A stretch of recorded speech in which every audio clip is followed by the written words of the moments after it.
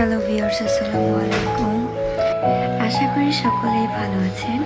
আজকে আমি বানাবো কাঁচা আমের আচার, যেটা সম্পূর্ণই তেল এবং পানি ছাড়া। আমি এক ফোঁটাও এখানে তেল এবং পানি ইউজ করব না। চলুন দেখে নিই কীভাবে তেল ছাড়া বানাই। প্রথমে আমি এখানে ভেজে নিয়েছি 5 ফোড়ন। এরপর এই ভেজে নেওয়া 5 ফোড়নগুলো ব্লেন্ডার করে নেব। তো আমি এখানে ব্লেন্ডার করে রেখে দিয়েছি। পুরো ভিডিওটি দেখতে থাকুন কিভাবে আমি কাঁচা আমের আচার বানাই। একটি পাতিলে সবগুলো আম নিয়ে নিয়েছি এবং প্রথমেই দিয়ে দিলাম বাটা রসুন, আদা বাটা 1 চা চামচ, প্রতিটি 1 চা চামচ করে দিয়েছি। তারপর দেব পরিমাণ মতো লবণ। লবণের পরিমাণটা স্বাদ মতো দিতে। আমি আমার পরিমাণ মতো এখানে দিতে দিতে কয়েক চামচ দিয়ে দেব। তারপর দিয়ে দেব চিনি। চিনিটা আমি প্রথমে 1 বাটি দিয়ে দিয়েছি, তারপর এখানে আধা বাটির পরিমাণ দিয়ে দিয়েছি, প্রায় 1.5 বাটির মতো দিয়ে দিয়েছি। তারপর দেব গুঁড়ো মরিচ 3 চা চামচ,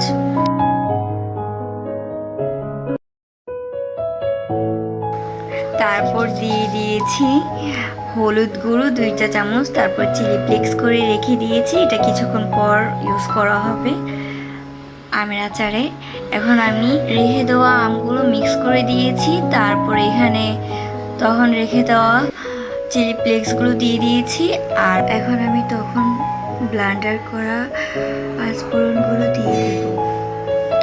তারপর সবগুলো উপকরণ একসাথে মিক্স করে নেব।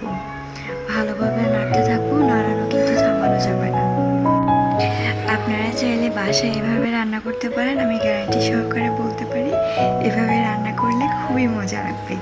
অনেক ভালোভাবে নাড়তে থাকবো, নাড়া একেবারেই থামানো যাবে না। এভাবে আচার বানালে বাসার সবার প্রশংসনীয় হবেন। তো গাইস, দেখতে থাকুন আমার ভিডিওটি কিভাবে আমি তেল ছাড়া আমের আচার বানাই। আর এই আচারটি কিছুটা আমশির মতো খেতে হয়, আচারের মতোই লাগে, কিছুটা আমশির মতো আঠালো হয়, তবে খুবই সুস্বাদু। নতুন হয়ে থাকলে আমার ভিডিওটিতে লাইক, কমেন্ট এন্ড শেয়ার করে দেবেন, সাবস্ক্রাইব করে দেবেন এন্ড পাশে থাকা বেল আইকনটি অন করে দেবেন। এতে করে আমি যে ভিডিওটি আপলোড করব সেটি সবার আগে আপনার কাছে যাবে। রান্না করতে করতে আচারটি শুকিয়ে নেব। শুকোতে শুকোতে একদম 1 পাতিল থেকে আধা পাতিলে নিয়ে যাব। শুকোতে শুকোতে আমি আমার মন মতো কালার যখন চলে আসবে তখন আচারটি নামিয়ে নেব, কিন্তু নাড়ানো কোনোভাবেই থামানো। আচারটি একটু খয়েরি খয়েরি কালার হয়ে আসলে আমি এটি নামিয়ে নেব।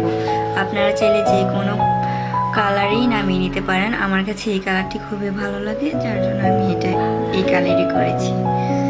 সো গাইস, ভিডিওটি ভালো লাগলে অবশ্যই লাইক, কমেন্ট, শেয়ার করে দেবেন আর বাসায় অবশ্যই এভাবে বানাবেন। আচারটি আপনারা চাইলে 6 মাসের মতো সংরক্ষণ করে রাখতে পারেন। আর সংরক্ষণ করার জন্য একটি জার, কাচের জারের মধ্যে রেখে দিবেন পানি ছাড়া। আর মনে রাখবেন ভিউয়ার্স, আচারে যাতে কোনোভাবে ভেজা চামচ বা আঙ্গুল না লাগে। এই আচারটি কিছুদিন পর পর শুকাতে দেবে। আচার সংরক্ষণ করে রাখতে চাইলে, আমার বাসায় এই আচার কখনোই অনেক দিন থাকবে না, এটা 2 দিনের মধ্যেই শেষ হয়ে যাবে। আমার বাসার সবাই খুবই আচার লাভার্স, সো এটা আমি বেশি দিন রাখতে পারবো না, এটা শেষ হয়ে যাবে। আর দেখুন গাইস, এটা কতটা লোভনীয় দেখতে হচ্ছে। আর দেখতে যতটা লোভনীয় হয়েছে, খেতেও কিন্তু ততটাই লোভনীয় ছিল। আপনারা যারা একটু চিনি পছন্দ করেন, সুগার পছন্দ করেন, তারা একটু চিনি বেশি দিবেন, চিনির পরিমাণটা একটু বেশি দিবেন। সো গাইস, ভালো থাকবেন। আল্লাহ হাফেজ।